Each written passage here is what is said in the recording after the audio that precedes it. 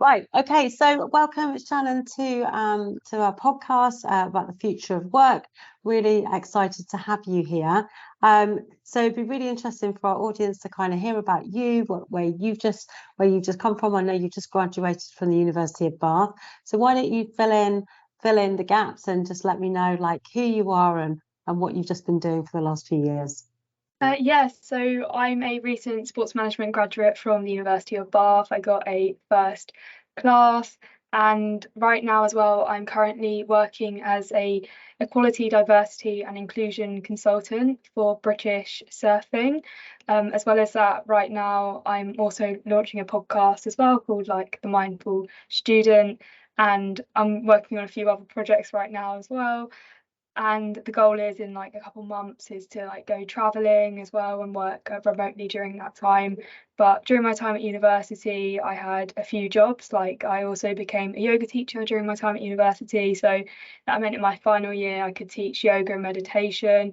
I did a placement year at London Sport, so I worked as a project support intern. So my jobs really varied throughout that placement year. I did a little bit of work for the CEO as like the personal assistant. I also did a lot of digital marketing work, and I also worked in a collaborative working space, so in events. So yeah, quite a broad background. Okay, amazing. And what I like, we've had a couple of conversations before, and I know, what really struck me is that, as a young person, sort of like just entering into the world of work, you've got some great ideas that you seem to be following a path where you're looking to create a really good balance between home life and professional life, and like your head and your heart kind of thing, that is very, very important to you to get a good balance. Yeah. And I like when we've had our conversations before about doing your yoga teaching and like meditation and like the ongoing sort of like idea of going traveling. Do you think any of that was sparked also from, it just sort of came to me the other day when I was thinking about having a conversation with you, doing this about, do any of these steps like happen, because after COVID or like through COVID, did things like change for you, the way that you looked at the world? Yeah, 100%. It all started during the pandemic, and had I been potentially like a normal student, like did the normal path of just going straight through, I probably wouldn't have had the time to actually stop and reflect and go inwards and realize what I want, and not just go along with like maybe what societal conditioning is, which is there's nothing wrong with that, but just going straight into a grad job like 9 to 5 and just following like a normal path. But instead, during that time during the pandemic, when I couldn't see my friends, when I wasn't attending lectures, I had a lot of time by myself, and to really make the most out of that time, I adopted like a consistent meditation practice, and I decided to use that time to like develop habits which were going to like benefit me during the pandemic. But then also coming out of the pandemic, I was in a lot stronger place because I spent that time to develop those habits, if that makes sense. And like during that time, almost like organically without me trying, I sort of carved out this path for myself and just realized what I want, the sort of people I want to surround myself with, what's important to me. So Okay, yeah, great. pandemic definitely did impact that. Definitely. Yeah. Yeah, and I know that we've shared that sort of conversation as well before that, also for me, it kind of gave me a really good chunk of time to kind of reflect inward and think, "Oh, what am I doing?" Yeah. And Yeah. I really need to sort out those like nuts and bolts in me and those bits that don't marry up, in order so that when we come out of this, then I can kind of go back also to my, working life and hopefully Yeah. be a lot more kind of balance as well. So that was a really good point. And so if we're thinking about the world of work, and obviously Mm. that has made a big impact on you, and when you think about a job, the kind of jobs or things that you'd like to be doing, Yeah. how, like, what kind of things are you interested in? Like you said that you'd said before that, going down the normal route. So maybe, 5 years ago when a graduate was leaving university, they might then just apply for 10,000 jobs and whatever kind of happened, and you put, Yeah. you kind of just think like, your fingers crossed, like someone's going to take me, someone's going to want me, and like have things like changed like that for you? Are you like looking to be more, not choosy, maybe it's not the right word, but Yeah. you're definitely thinking about like what kind of companies do you want to apply to, and like what makes them stand out to you? That would be really interesting for me Well, to understand more.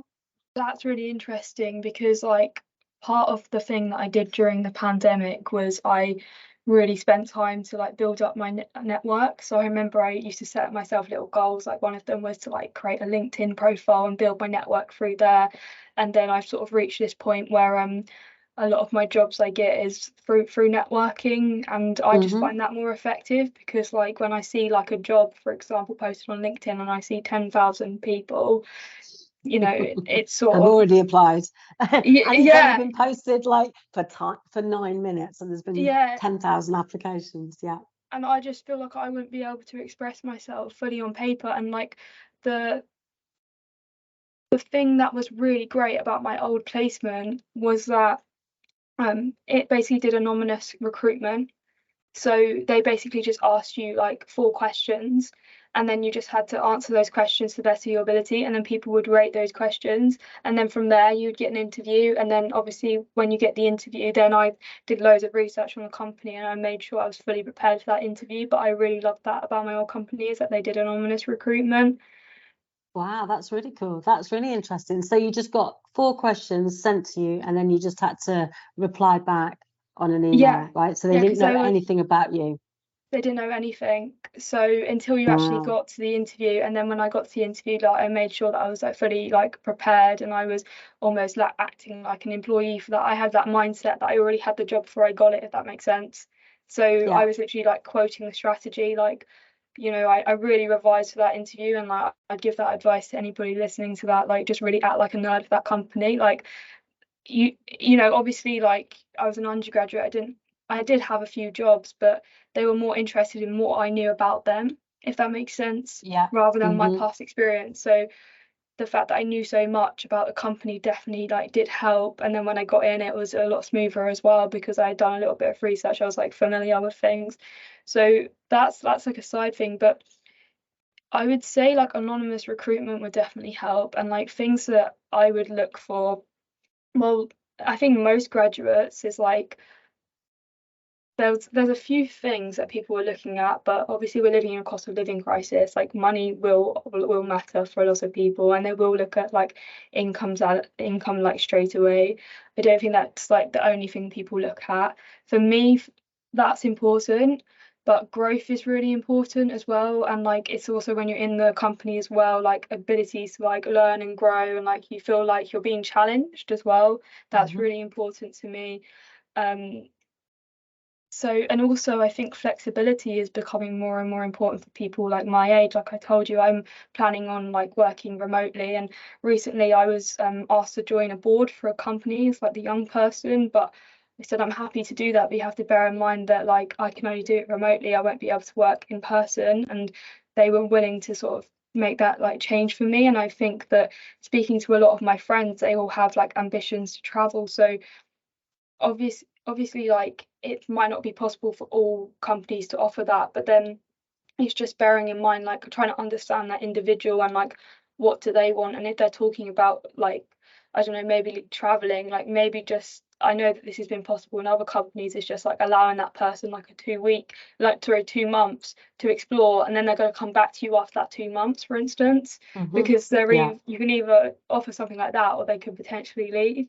So I think Yeah. flexible working is becoming really important as well. But at the same time, young people really need in-person contact. So Yeah. it's if they're not like traveling and work and like working abroad, or giving them that flexibility there to like meet people, then I think like having like a really nice office space, or maybe getting a collaborative working space or somewhere where you can all come together um and just really get that in-person contact, because I feel like that's really important for young people, especially the people that went through the pandemic. They might be like lacking some social skills, so just giving them that in-person support is like really important as well. And Yeah. something that my Yeah. old company did very well as well was that they gave us a mentor. So I had Yes. somebody mentoring me that didn't work in my department, and I still speak to him to this day. He was really, really useful to me. So that definitely helped. And also, I think that something that's quite useful companies could do is to sit down with somebody. When this is once they come into the company, it's just sit down with them and be honest and say, look, where is it you want to go in 5 years? Like, is it you want to go out of this company? Like, where do you want to go? Because realistically, people stay in companies now for like 18 months to 2 years. So if you're just having that honest conversation at the very beginning, I've noticed like one of my friends, she had that really honest conversation with her line manager, and 3 years on, she's still working at that same company, whereas before she had a tendency to just stay for about 12 months, then leave, and then it would be an awkward exit. But now they've had that honest conversation. They're like, well, where is it? Do you want to be promoted in this company, or do you want to leave? Like, what is it that you want? So it's just being real. It's being like honest with people, what people want. So yeah, that's it. Yeah. Yeah. Okay. Yeah. No, I hear that, and I think I'm glad that you said about the mentoring like scheme. I think that's an incredible opportunity to help a person grow and not feel like they're on their own in a company as Yeah. well. I worked in retail many years ago, and we had like a company buddy system, which was an American company, American brand, and kind of thought it was a bit cheesy. You got this buddy system, but it was so cool because you just had this dedicated person allocated to you that you could just literally ask anything, go out for coffee. You never felt like you were just taking up their time. That was part of their training and development program too, to be a buddy. And then you kind of carried on, the mantle as well. And then, when I, got promoted and became a manager and a store manager, and then I, had, buddies set in place for the new people joining the company as well. And I think that's really important, that we do that whole mentoring, coaching sessions should be available for staff as well. So they feel like they can be, kind of flexing their muscles and using different gears in their brain. And I think having conversations at different levels in the business as well, the organization, is really important to understanding your customer, right? Understanding your brand, and because surely the people that are working for you are also potentially going to be your customers as well. So you want to understand what makes them tick, to 100%. get a bigger view of what's going on out there. Because you want to be in a siloed kind of way of thinking. So we talked a little bit about job descriptions, and then there was something on there as well, saying that, the criteria that was important was also, just as a recap, like flexibility, also pay. We're in a cost of living crisis. So also it's one of my bugbears is that when you see a job advert and there is no pay, salary on there, I find that highly annoying. But you need to know what the benchmark is, right? Yeah, you need Have you to got thoughts on that? Yeah, 100%. Like I wouldn't apply if it says like no salary. If they can't be bothered to tell me what salary is and I can't be bothered to apply. Like I think you need a rough estimate, like just like, you don't have to give the exact amount, but just like, a ballpark, so you know whether you'll be able to afford what their requirements, for instance, because they might want you to move to Exeter, they might want you to relocate to London. So if you're not based there, you need to understand whether you can afford the rent, whether you can afford that lifestyle there. So I think that's really important. And also, if I were to work for a company, I think this is becoming more and more like important, like as we sort of progress as a society, but the actual why of the business is really important. And what I mean is, what is the business actually trying to do? Why was the business set up? So if you're creating a business and your goal is to like get rich and just create like a commercial sweet company and just add to an existing problem, I'm not sure if that would go with my values and my alignment. So I wouldn't be able to give everything to that job. Like I would be able to do it for the short term, but I've had friends where they've worked in like commercial, like sweet companies, for instance, or like, a processed foods, and they've got to like the brand manager stage and they've been offered it and they've just had to turn it down because they realize like they don't eat commercial foods themselves, they don't eat processed foods, they don't want to add to like an existing like problem. And Mm-hmm. I think that's really important for me. Like, I don't just want to make a rich company richer. Like, I would rather work for a company that's trying to better society in some way, or trying to actually solve an issue. And I think Mm-hmm. that you would find that, I think even starting at like literally the supply chain level, just trying to make as many ethical decisions as like possible, and just thinking about the wider impact of your company, like on the environment, for instance, on society, and then also inside the company as well, like how you're treating like employees, like how the atmosphere, like, you know, we spoke about some things companies can do in terms of that like buddy system and creating that sense of belonging Mm-hmm. as well. So I think that's becoming Yeah, really important. I think that's really relevant. And at Eden Smith, we spent about a year working on an internal project where we looked at our why, and also, you know, we created a compass of, you know, Yeah, we kind of had a North Star, and we worked together collaboratively, everyone joining in every month. It took us about 12 months to get those.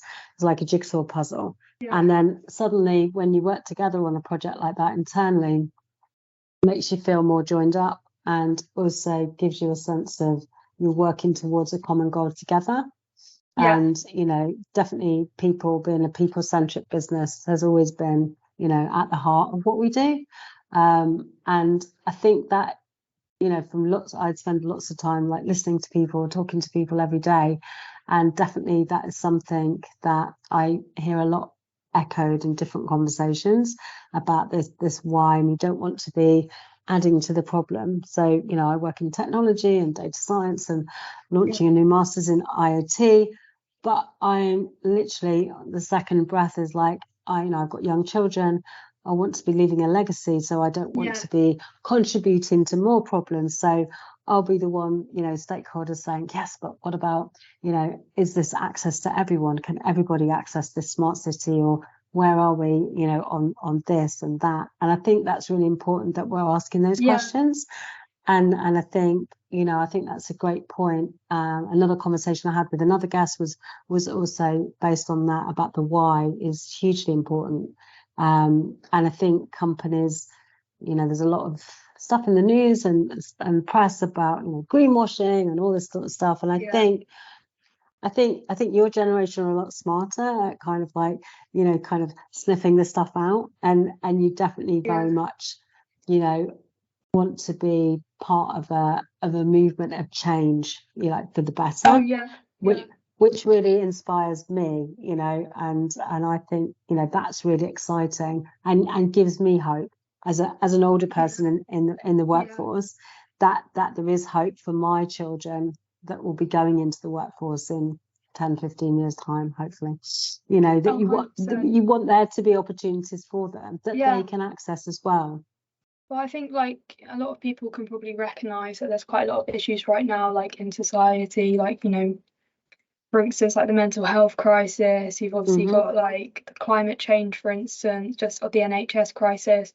So rather than just like add to fuel problems, which are just going to make these issues worse, like you said, a lot of young people are now like purpose driven. So they want to be part of the change. They want to be part of creating that hope for like a better Hmm. society and a better tomorrow. So I Yeah. think that if more companies were created with that in mind, and like trying to solve some of these issues at like the proper root cause, and not just trying to make profit, although though that's like really important, but like you can balance it. I feel like you can be compatible with both. You can have purpose and you can have profit. So I think that is possible. And but I think that more young people want to be part of the purpose more nowadays, if that makes sense.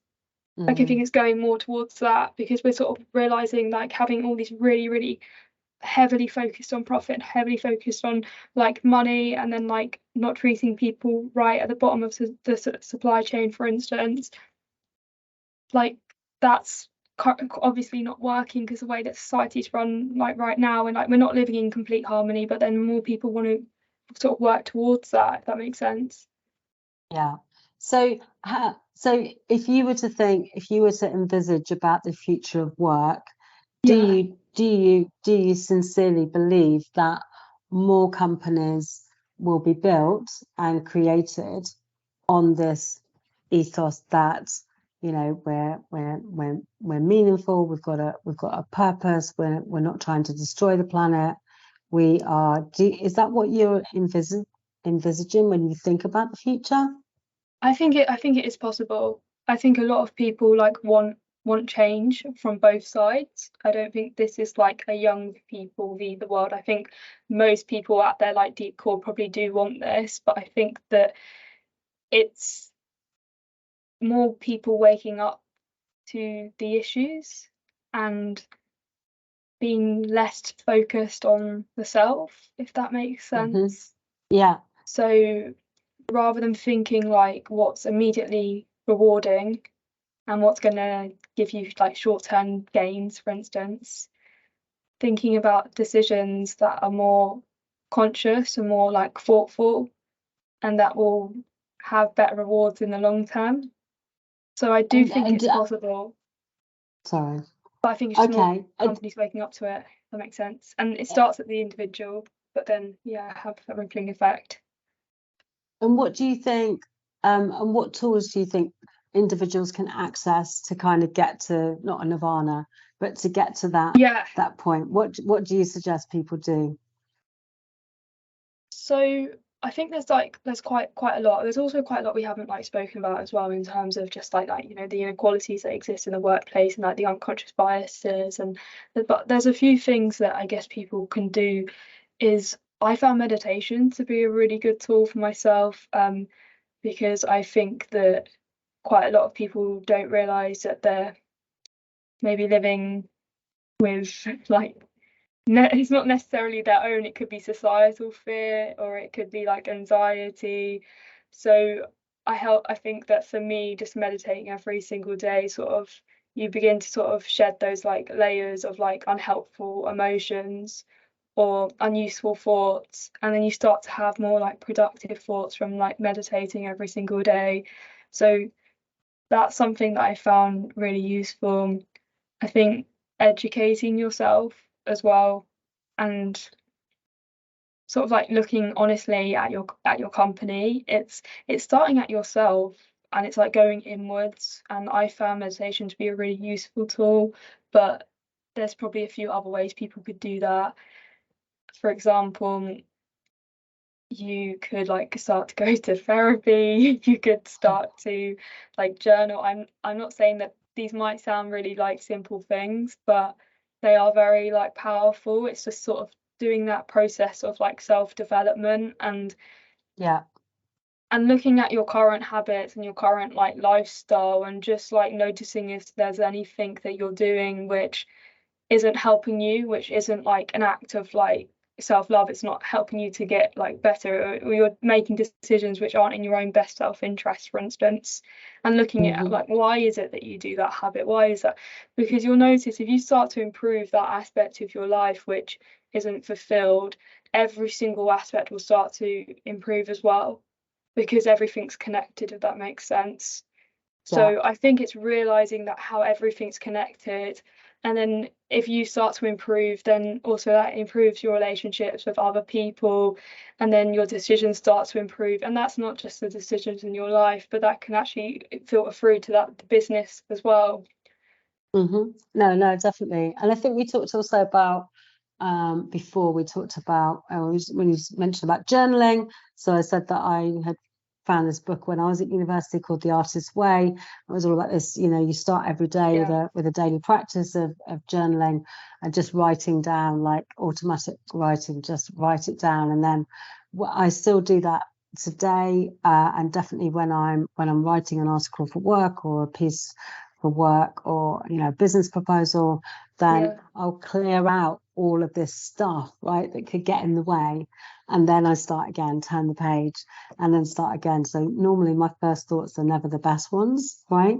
And I also think that's also a good thing to bear in mind when you're dealing with different stakeholders as well, like not always those first thoughts. So that practice of journaling that stuff out, it kind of clears the debris in your brain and your heart, and it kind of gives you a more centered kind of like approach to work, which is really helpful, and I found really helpful as well.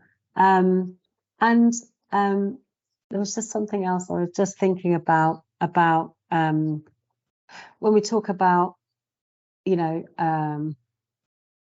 meditation, we talk about yoga, we think about, you know, things of what you can do, journaling, things to help make, you know, your business thrive, like you thrive as a person, which obviously then filters out like a ripple effect, isn't it? You know, when you throw a stone into the pond, it ripples out into every corner of your life, which is, and I think, you know, at the end of the day, I'm sure everybody wants to be a happy, healthy human being, walking the planet, and you know, creating joy, you know, somewhere in their life. I would hope that I'm hopeful that that's a good mix of the population. And when we practice, you know, what we do internally, I think that does expand, you know, what goes out into the world. And if we think about the world being able to meet your needs, do you think like there's more of a place and there's more of a need for workplaces to have systems set up in place so that you can listen to your employees and it's not just an ad hoc meeting now and again? Or do you think there's like more of a need for communication, you know, to be held so that it's freely available for people? Do you think that's changed? Like,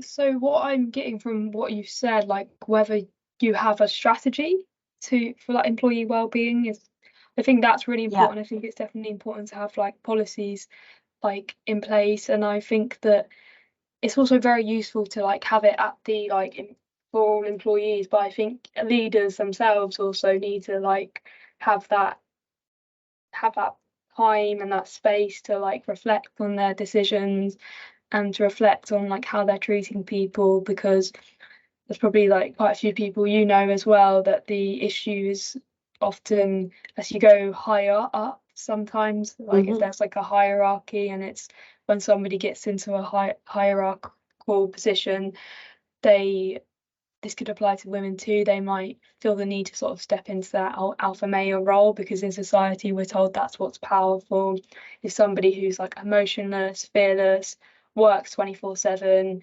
But then if you look at it, the decisions that they're making and the interactions they're having, they're not that productive, they're not that helpful to people around them. So I'm sure if they took a bit of time out and a bit of time to reflect on their decisions and how they're and just go inwards and help themselves, they would find that probably improve their interactions with their employees. They might feel less of a need to sort of always like assert themselves and maybe show a bit more empathy and compassion. So I think that's like really important. I think it's like being able to have conversations across the business. I think that a hierarchy is important, like to some extent, like people should like know their roles, but like at an individual level you should be able to speak to anyone. You shouldn't be scared to approach your CEO, because when you speak to your CEO you don't know whether they're going to be in a good or a bad mood, for instance. I think that's really important in terms of communication. Okay. And when we're just talking about, you know, being mindful, like thinking about something and not thinking like with an agenda of just for profit. So for instance, I've been working with a great company, in the sailing world actually, but like a big sort of technology company. But, you know, we talk about thinking about ESG and all these things, they're thinking about a new production line. But instead of just thinking, okay, we need to have a new line of wetsuits or something, for example, they're now like going right back to the drawing board and thinking before they even make the decision to put that product into production, they're looking at it from every single angle about what impact that's going to have on the environment, you know, and, you know, on their carbon footprint, on everything, before they even make that decision. And this is the first time ever that I've heard of a company thinking about that pre-thinking before they even do that. And I'm just like in awe of that thinking, because that to me is just quintessential class strategy, because to even think before you think, if that's even a word or a phrase, I don't know, maybe just made that up. Yeah. I love it, and I really embrace that, because I think we are so quick to technology moves on so quickly, like so quickly, right? And it's like we just want to be the best. We want to be, you know, top of the board. There's always this race, and I think that's good on one level, and to stay competitive. But it's we're discounting other things like listening and communicating and empathy and all of those things. And I think, you know, to touch upon what you're saying about not doing everything for profit, you know, and being mindful about things. And that's super important. And, you know, I've just met this one company that's doing that, and it's made my heart soar a bit. I'm just like, oh my God, that's so great. Like, they're not just going to bang out another line of clothing. They're actually really going to think about it from every level. And then they're going to decide whether they do it or not. And I kind of think, well, that's the way to go for me personally. That's what I think about that's like being the more way mindful. Forward. Yeah. And so I think more strategic thinking about what do we actually need in the world? What do we actually, you know, need to live together, to be more harmonious, to be productive? Like, what can we do together to create that? That to me is my idealistic future of work, rather than more of the same plastic, you know, being just kind of like banged through, and the same job descriptions that you're looking at, and the same kind of benefits that you're looking at, you know, that have been there for years. That company definitely sounds like they are like leading the way for like change, and hopefully more companies begin to like go with that, because I think that company sounds like they're looking at like the bigger picture, and they're recognizing that we're all connected, and like every decision you make has a bigger effect, and it has an effect on the environment, it has an effect on like habitats, it has an effect like within the company as well. But then also for me as a young person, if I'm seeing that company's thinking at it at that level, they're always thinking consciously, naturally you're going to like attract followers which are like aligned to that, and more people are finding that really important and are more likely to sort of part with their cash if they're aligned with your company, and they're probably more willing to spend more if they're believing in you and like you're authentic as well. Yeah, absolutely. And was there anything else that you wanted to add, Shannon? Any kind of like little nuggets of? I know that you're doing your podcast as well, the Mindful Student, which hopefully we're going to be able to share with our network of students, with the Nurture program as well, and get that on the resources list, which we're super excited about. So tell me just a little bit about that, like why you know you're doing that with a friend of yours, like what kind of spurred that on? So I think for me, I've gone on an inner growth journey, like through meditation and through becoming a yoga teacher, and that's sort of impacted every single aspect of my life. And this platform, the Mindful Student, I just want to help as many people as possible to experience the benefits that I have, and hopefully this can sort of like create a better tomorrow for people that listen to it. And it's a platform called the Mindful Student, and it's looking at holistic well-being, and it's providing actionable tools, so hopefully somebody can gain something, even if it's just like one small thing that they can add to their life. Then I'll feel like that's an achievement. So it's like we were discussing in this podcast, it's just about creating a better future and just trying to help as many people as possible.